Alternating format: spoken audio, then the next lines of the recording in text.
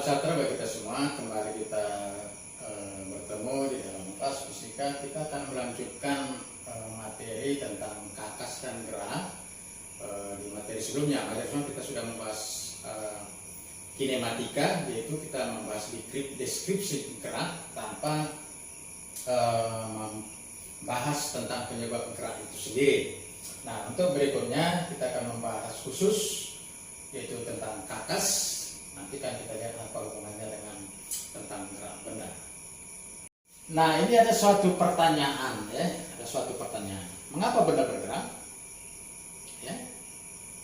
Nah, tentu jawabannya karena ada kakas ya. Nah, jadi mungkin kita selama ini cuma terbiasa benda diam jadi bergerak itu karena ada gaya. Tentu tidak hanya itu ya. Benda yang cepat menjadi lambat juga butuh kakas. Ya.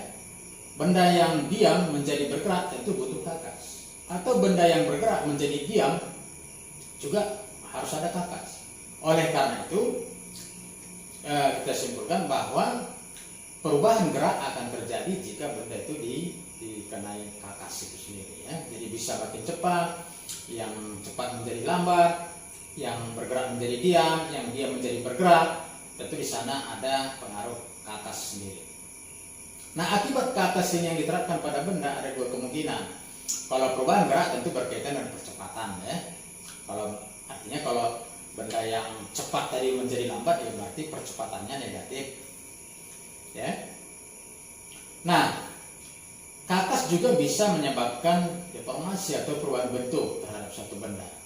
Nah, namun untuk kali ini kita membahas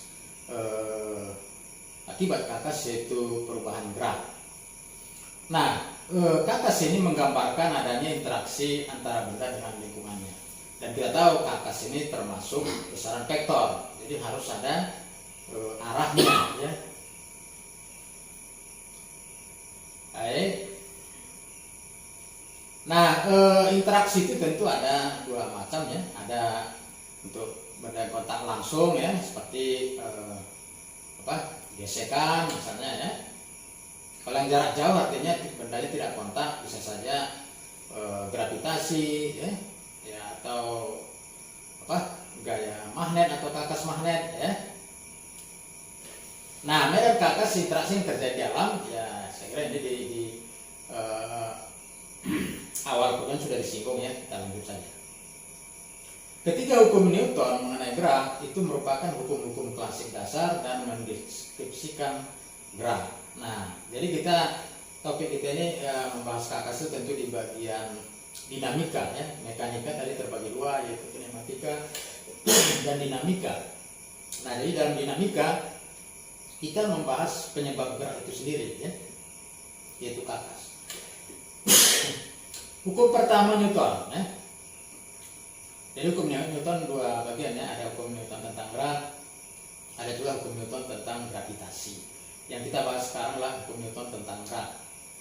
Ya, kalimatnya bisa saja berbeda-beda, tetapi maknanya mestinya harus sama. Selama tidak ada resultan kakas yang bekerja pada sebuah benda, maka benda tersebut akan selalu pada keadaannya. Selalu pada keadaan itu artinya yang diam tetap diam, yang bergerak tetap bergerak dengan kecepatan konstan. Ya. Jadi jika tidak ada, jadi bisa juga jika resultan gaya sama dengan 0 atau resultan kakas sama dengan 0, maka benda yang diam tetap diam, benda yang bergerak tetap bergerak dengan kecepatan konstan. Ya. Nah, ini diam tetap diam, bergerak tetap bergerak itu adalah disebut sifat kelembaman, ya. Atau sifat mempertahankan keadaan. Itu disebut juga sifat kelembaman, sehingga hukum pertama disebut juga hukum kelembaman ya.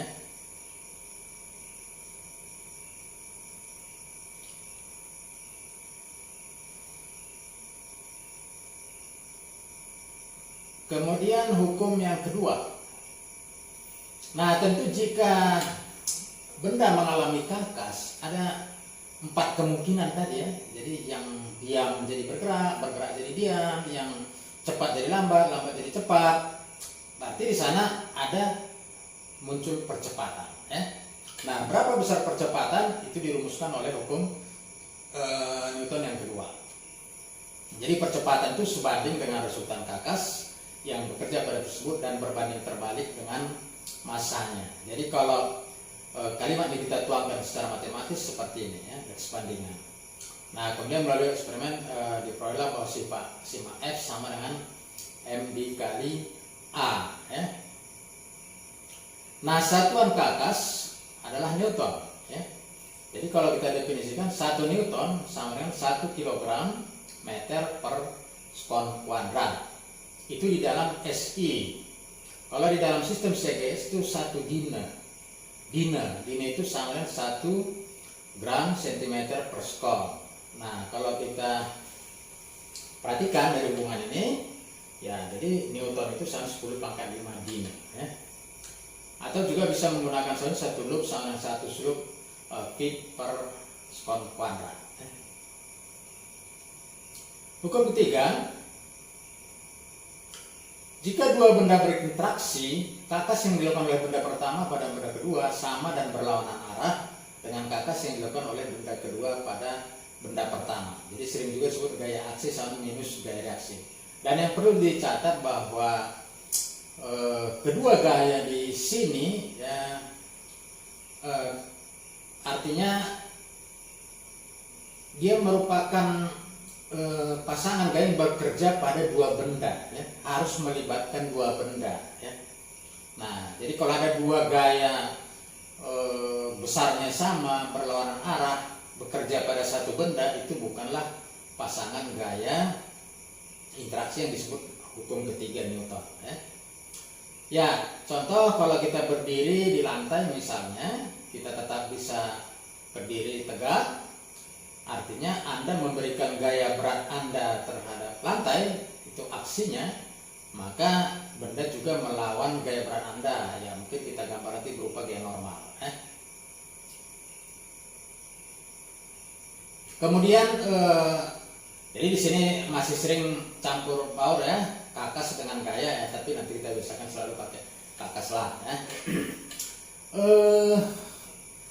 Gaya gesek atau friction atau kakas gesek ya, yaitu biasanya adalah kakas untuk benda yang kontak ya. Jadi kalau nggak bersinggungan, nggak kontak bendanya, nggak mungkin ada gesekannya. Ini sebuah balok berada di lantai, kemudian kita tarik. Ingat ya, sesuai dengan hukum pertama, lantai ini memberikan gaya beratnya terhadap balok ini memberikan gaya beratnya terhadap lantai.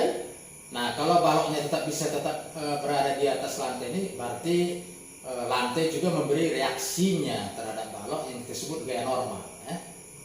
Nah katakanlah kita tarik dengan gaya F, maka bisa enggaknya ini bergerak, tentu ada faktor lain yaitu gaya gesekan ya.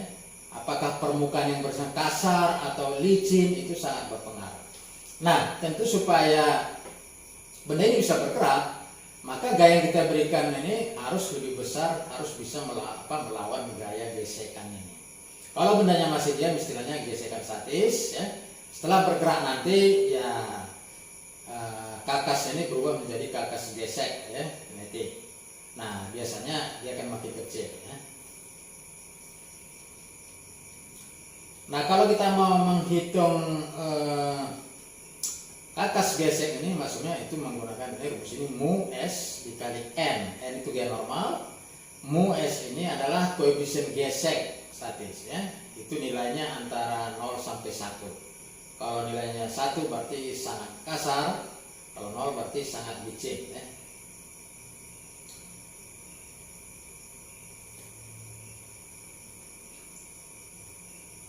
Baik, sampai sekian dulu untuk materi kita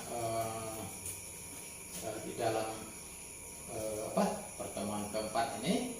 Sampai ketemu di pertemuan selanjutnya. Tetapi ya saya tetap ingatkan bahwa jika ada hal-hal yang kurang baik selalu ditanyakan ya, akan kita diskusikan.